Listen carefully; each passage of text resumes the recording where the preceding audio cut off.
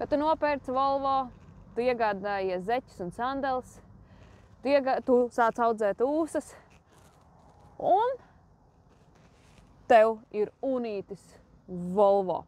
Zviedru tanks Volvo V70. V70 šitas ir otrās paaudzes V70. V70 nomaina jau iepriekšējo modeli 850. V, tas nozīmēja universāls, S bija sedana versija. No mašīna tiešām riktīgi zviedru tanks, tāda, ka tu vari braukt visur, i pa pilsētu, i pa laukiem un visur. Un tas nenozīmē, ka ar Volvo brauc tikai cilvēki virs 45, virs 50.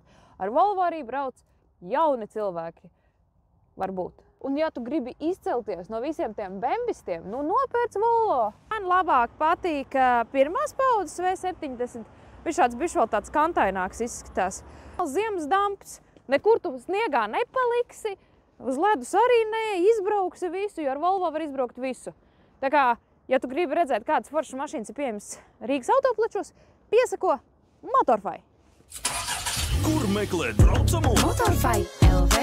Labākā likme piķim. Tepat Motorfai LV. Apkopo datus no oficiāliem autotirgotājiem Latvijā.